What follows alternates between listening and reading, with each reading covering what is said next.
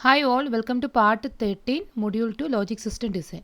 So module 2, basically we are discussing about the Boolean algebraic expression, their simplification, their standard forms, that kind of things, right? So that is what we've seen so far. Now let's see something, a small topic called the Boolean function. Boolean function is something we discussed already. So what is a Boolean function? You know, it's a Boolean algebraic expression that is mapping some particular input instance to true or false, like right. So like that you can view it as a function.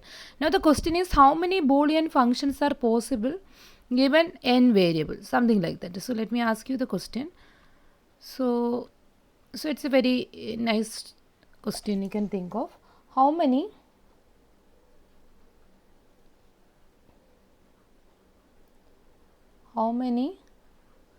Boolean algebraic expression or Boolean functions are possible with the n Boolean variables or simply n Boolean variables, right? Which can assume Boolean, when I am saying that Boolean variables, it can assume true or false or 1 or 0, right? That's all. So how will you answer it? So before that, let me take a small example. Suppose this n is equal to 2. I just have two Boolean variables, say a and b. How many functions are possible? So before looking into function, see, a function is actually a mapping from a particular instance for this a and b. How many instances are possible? Actually, this a can assume 0, b can assume 0, right? This is on instance, on possible mapping. I mean the if we are viewing it as a function on particular element in the range, right? In the domain, sorry, in the domain. Then another instance is like 0 1, another instance is like 1 0, another one is like a 1 1. So like that, using two variable, it is possible to have a 2 power 2, I mean 4 combination. Now using this 4 combination, can you think of a function? So what I am thinking is, I am thinking about a particular function, say f0, and you can think about any function. So randomly I am assigning some kind of mapping. So basically you have to give a mapping, right? You have to provide a mapping from this domain to ranges, and you know, so if you are looking at the viewing it as a function, you can see that. So this is a domain, right? Domain, and in the domain, using two variable, I have values like 0 0 0 1 1 0 1 1, right? Now I am trying to come up with a function. So that is nothing but this particular f0. Okay, I don't know what it is, and this f0, what I can do is, the range is it's not range, actually codomain, right? Range is where, from the codomain where elements of the domain are mapped, that is range. So this is codomain. So the codomain is containing just 0 and 1. So my duty is like I have to assign the 0 or 1 to this instances. So what I am doing is I am mapping this to this, right? I am mapping this also to this, right? Many to 1, it's function still, right? If I am trying like a 1 to many, that is no longer a function. So fine, and I am doing something like this, right? So this is what I done. So equivalently what I am trying to write here is, see what I done. In all these cases I assigned a 0, and here I assigned a 1. And you know that what is this particular function? This is something familiar to you right now. So this is my and function, right? And gate, right? So f0 is nothing but and gate. So it's working like when both inputs are 1, it is giving me a 1. In all other case, it is giving me a 0. Fine. This is one function possible. Now can you think about another function, say f1? See, what you can do is like you do some kind of assignment. Let's think about the OR function, so that this will be something like a 1. Sorry, OR function is like a 0 1 1 1, right? So this is another possible function, right? OR function. Can you think about another function? If you want, you can just map all of them to 0 also. That is also fine, because in when it comes to function, there is no requirement that it has to be on to, right? I mean, you can leave this this last part. I mean, you can do something like this also, still it will be a valid function. What you are doing, you are mapping everything into this 1 also into 0, so that you are getting this function f2. So this is your f2, something like this, right? So this is also valid. Fine. So this is a special function. You can see that if this is OR gate, this is AND gate. Now what is happening here, irrespective of the input instances, the function is always giving you 0. right, it's I can call it as a constant function, so it is always giving me 0 0 0. So it's something, you know, in your proportional logic you might call it as contradiction, because in all the input cases it is giving you false false false like that. Irrespective of the input you are getting 0 here, so it's a kind of contradiction, right? It's a constant function. Here let me call like that. Similarly, I can think about another function where all of them are 1. In this way you can think about anything. Sometimes 0 1 1 0, this is another function f4. This you might be knowing, this is something called XOR. If you don't know, this is how XOR gate we will see. So far we saw AND, OR and NOT gate. Now some additional gates are there like XOR gate. You may be knowing it in the proportional logic subject. Otherwise it is another concept where both inputs are 0 or both inputs are 1. When both inputs are same, it is giving you 0. When both inputs are different, it is giving you 1, something like that. This is our XOR gate. So like that, you know, my question is how many such functions are possible? Okay. And now you know, those who know from the set theory concept, what is the cardinality of the domain here? I am thinking about a function where the cardinality of the domain is 4, right? Now what is cardinality of the codomain? Codomain, it is 2. Now tell me how many functions are possible from a set containing 4 elements to another set containing 2 elements, something like that. Okay. So in general, I think this somewhere before also I discussed this. Suppose this set is containing A1, A2, etc. n elements in general, and this is containing, instead of 2 it is containing some B1, B2, etc. some m elements, right? Now from here to here, how many functions are possible? You know, function means this A1 I need a image, right? So how many choices are there for A1? I can either map this A1 to B1 or A1 to B2, all are fine, right? So there are m choices for A1. Similarly, how many choices are there for A2? You know, in a function this A1 is mapped to B1, still I have this B1 for A2. There is no issue, you can still map, so still it is a valid function. That means the same set of m choices remains for A2 also. Now if that is the case, for AN also all these m choices are there. Okay, you don't have to take it like a m, then A2 is getting only m minus 1 choice. That is wrong, because the same choice taken by A1 can now be assigned to A2 also. So all the m choices are still there with the A2, still there with the A3, etc. still there with the AN. So how many are possible? So the answer will be like for A1 m choices, for A2 m choices, etc. for AN also m choices. So there are how many terms? N terms, right? So when you multiply like this, this is equivalent to what? M raised to n. So that is nothing but if this is my set capital A and this is my set capital B, what I was getting is cardinality of B, that is m, raised to cardinality of A. If that is the case, here how many functions will be there? So in this particular case, number of functions, here Boolean function, right? We are talking about Boolean function. Boolean functions possible is equal to cardinality of this this set, that is 2 raised to cardinality of the previous set, right? I am thinking about from a set A, say with the 4 element, to a set with the 2 element, how many functions are possible? So cardinality of B raised to cardinality of A. So the answer is 2 raised to 4. Now the question is, can you generalize it? Okay, so how I am getting this 2 by 4? Number of Boolean functions using two variables. Using two variables is actually this 2 raised to 4. Now the question is, how many such functions are possible? Number of Boolean function with n Boolean variable, right? N Boolean variables. What you know that if I am thinking about a function from A to B, right? Something like that. So or the here the cardinality of the domain will be domain is containing what? Domain is containing all the possible instances, right? So using two variable, 2 power 2 possibilities are there, 0 0 0 1 1 0 1 1. Now I have n variables, so how many possibilities are possible? I mean 2 raised to n, this many are there, right? Now what about the cardinality of the other side, that is a codomain. Here codomain is nothing but I am thinking about a Boolean function where the image is always 0 or 1. So the codomain is always containing just 2 elements. Okay, so the cardinality of domain is 2 power n. Okay, and cardinality of codomain is just 2. Now, how many functions are possible from this domain to codomain?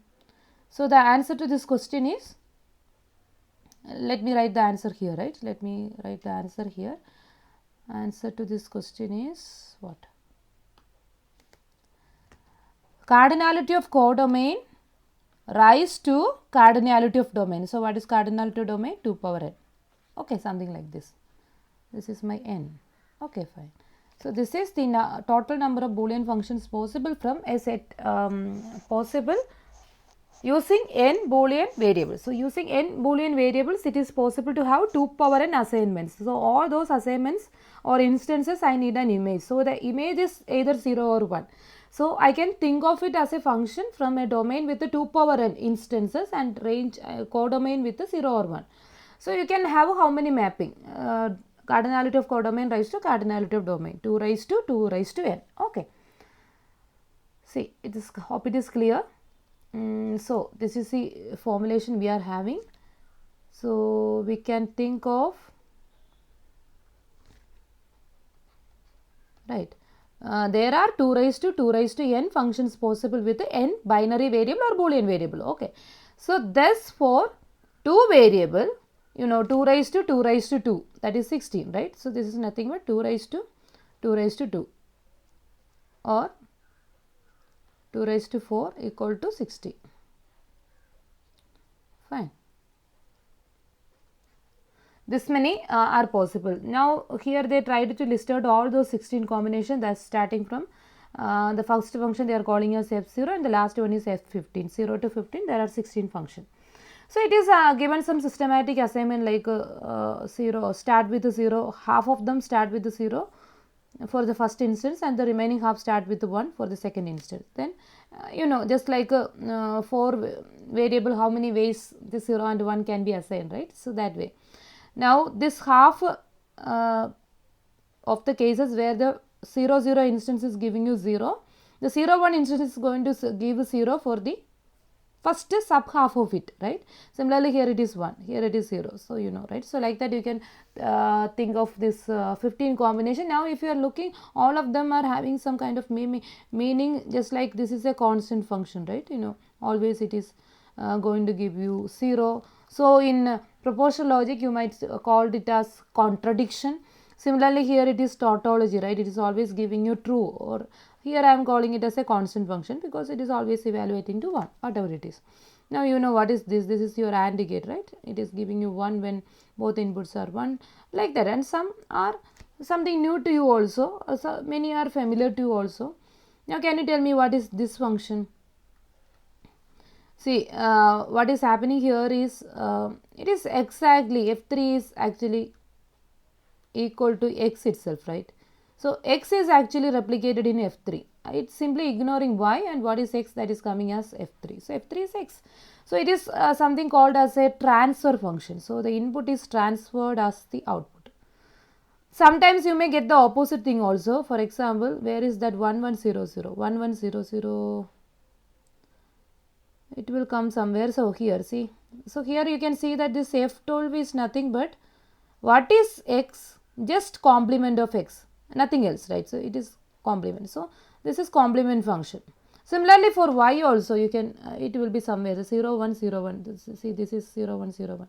So this f5 is nothing but y. Now there may be something like 1 0 1 0 1 0 1 0 here. This f10 is nothing but y complement, so something else. So that is complement and transfer function. Two functions are like a constant function, that is 0 and 1, and others are like AND, you know, AND gate, you know, OR gate, you know, right? And now there is something called a NAND and NOR. So what is NAND and NOR? Negation of AND is NAND. Okay, so NAND means negation of AND, that is NAND, not AND. So it is nothing but so what is your AND gate is giving you and something like x dot y, right?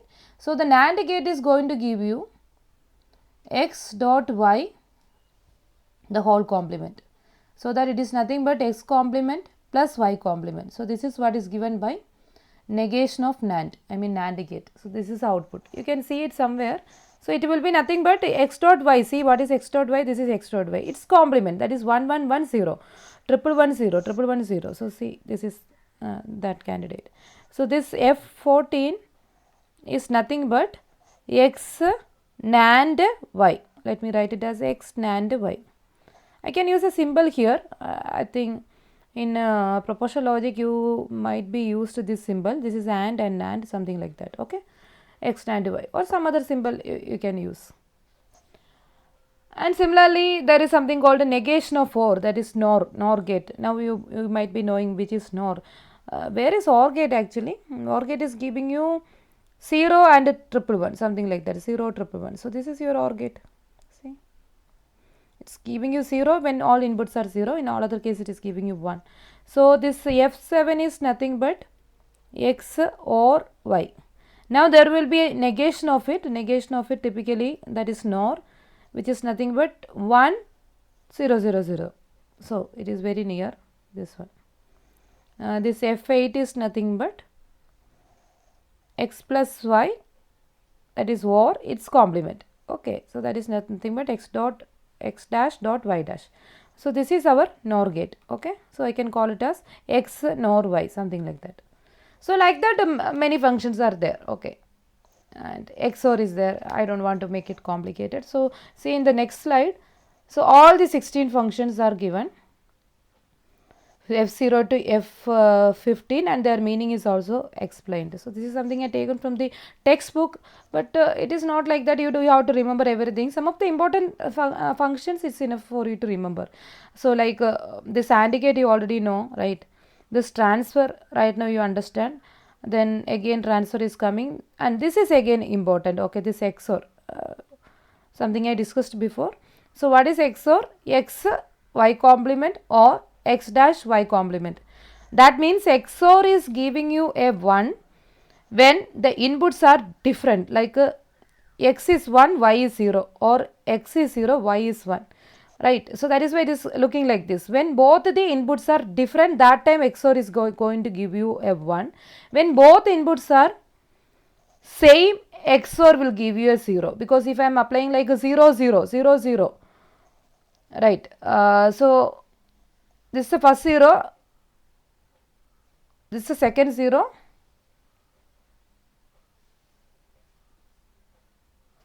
right. 1 second. Okay, yes, that's that about XOR gate. So it is going to give you a 1 when the inputs are different. Why it is so? Because if I am having an input like x is equal to 0 and y is equal to 1, this XOR gate is going to give me a 1. Let's verify. X is equal to 0, y equal to 1. What will happen? This term will be 0, but see here, x dash will be 1 and y dash will be 1. So this will give you 1. So whole thing will give you 1, right? But when the inputs are same, for example, if I am applying x is equal to 0 and y is equal to 0, you can see that this is 0 because x is 0, this also 0. So altogether it is 0, right? So this is how XOR is working. Now equivalent to XOR, there is another thing called XNOR. It will be there somewhere.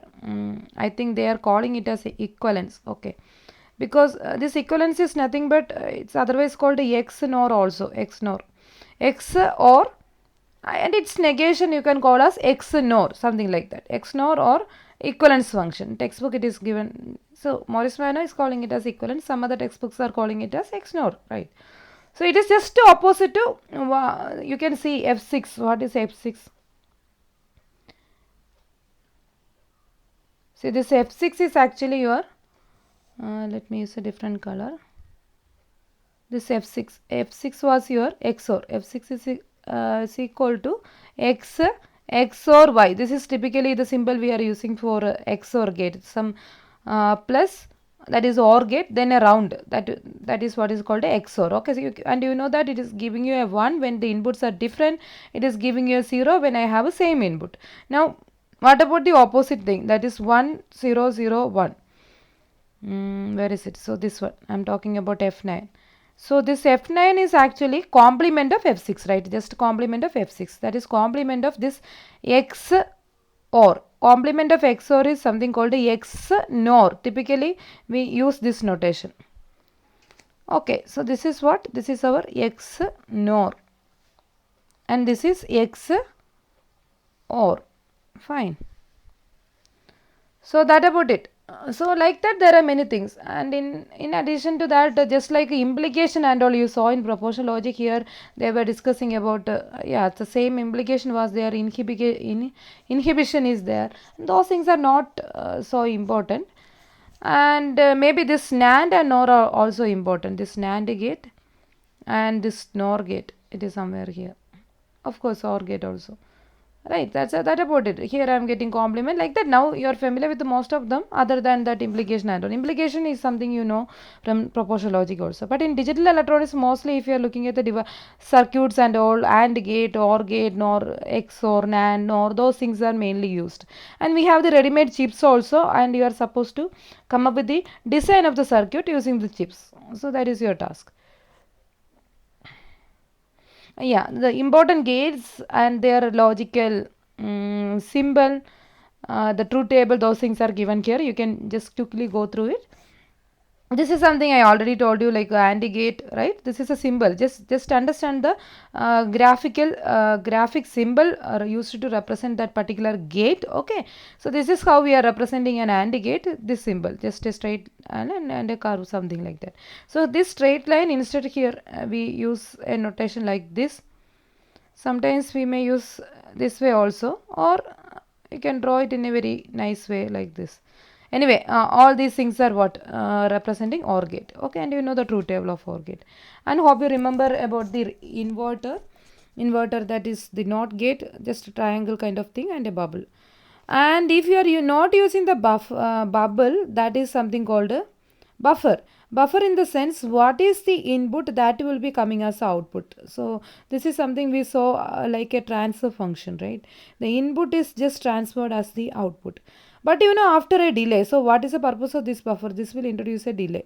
So after some minute nanoseconds of time, that input will be coming at the output. So if you want to introduce some delay in the digital circuit at some point, sometimes some input may reach early and other may be reaching late, and you want the early reaching input to be delayed a little bit so that all of them can go together at the same time. So in that cases and all, we use this delay, that is nothing but a buffer circuit, where it will keep that input for a while, and then it will be coming out in the output. So it is just what is your input, that is coming as output. If the input is complemented and coming out, it is called an inverter. And NAND gate, you know what is notation of AND gate. So if you put a bubble at the end of this AND, you can call it as, so bubble is actually negation. So here also buffer and its complement, that is a negation. So here AND gate and a bubble means negation of the AND gate, that is no, an AND gate. Similarly OR gate and a bubble, negation of OR gate or NOR gate. Here it is negation of AND gate. So we call it as a NAND gate. Okay, hope it is clear. So the symbol is there in the next slide. You can see it. So this is your NAND gate. So see, AND gate with a bubble at the end. OR gate at a bubble at the end is what we call as a NOR gate. And you know the truth table, just take the complement of the truth table of AND gate. You know AND gate is going to give you a 1 when both inputs are 1. Here it is just opposite. When both inputs are 1, it is going to give you 0. In all other cases, it is going to give you 1. Okay, so this is very special gate. We will see its importance and all. So it's something known as a universal gate. So using them, you can realize any other gates also. So that kind of a powerful gate is this NAND and NOR, right? Now XOR gate or exclusive OR gate. So basically in OR operation, what is happening? OR is going to give you something like this. First, let's see the notation. See, it is just like OR gate. In the OR gate, if I am putting something like this is what I am calling as the XOR gate. So just understand the difference. OR gate with a, so whatever it is, if I am expressing OR gate like this, put this here also. So this is what is my XOR. So I am removing it from here, so it is shown in the next slide. Okay, XOR gate. Now what is happening in XOR? XOR, I already told you, it is going to give you a 1 when the inputs are different. When the inputs are different, it is going to give you a 1. When the inputs are same, like that you can remember, when inputs are same, it is giving you a 0, same and 0, like that. When inputs are same, it is going to give you a 0. Okay, that's all. And if you are focusing on it clearly, you can see that it's same as OR gate only, but OR gate is going to give you a 1 here also. But here, instead of 1, I am getting a 0. That is, I mean, by default, OR is something like an inclusive OR. Or by default, what is coming into your mind? First one or second one, like that, right? So exactly this XOR is giving you that, like either X or B or Y, or either yes, that's all. So 0 1 means only Y, so 1 0 means only X, but 1 1 means it's something like both X and Y, and that is allowed in OR gate, that is not allowed in XOR gate. That's all. So that is the only difference. Hope it is clear. The say from the OR gate, I am removing on criteria when both inputs are 1, here it is 0. I just want 1 exclusively when one of the input is 1. So that is my requirement. Exclusively when one of the input is 1, I need a 1 in the output. Exclusively one of the input is 1 means other input has to be 0. I am not allowing both inputs to be 1. In that case, the circuit will be evaluating a 0. So that is my XOR gate, exclusive OR gate. Now equivalently, its negation, just complement of it. The 0 you change it to 1 and 1 you change it to 0. You will get something called exclusive NOR gate. Right, and this exclusive NOR gate is looking like when both inputs are same, it is giving you a 1. So it is something that is giving you the equivalence, whether you can use it for checking whether both inputs are same or not, right? So you can call it as equivalence gate also. So exclusive NOR gate is otherwise called this is important, equivalence gate, right? So the notation is XOR is negated, right? So put a 0 at the end, so that is your XNOR or the equivalence gate. Yes, and look at the notations also. See, NAND gate and NOR gate typically and its complement. Some textbook they are using this notation, especially that discrete mathematics textbook and all. Okay, so if you want, you can study. Otherwise, you keep in mind. Okay, you will see this notation somewhere else, and you know this is how you are representing OR in discrete. Put a arrow kind of thing and Y. So this is also a valid notation for NOR gate. Something like this, and this is how you are representing your XOR OR and a bubble indicating that exclusive. Okay, so that one case is eliminated, that is the meaning. Okay, now similarly this XNOR is nothing but XOR its complement. You can represent it also like dot, then a round and a Y, something like this plus and a round instead of that dot and a round. So that is equivalently representing XOR gate also. So from textbook to textbook the representation may vary, so it is better to know all of them. Yes, thanks for watching. In the next video onwards we will start the simplification procedure using KML.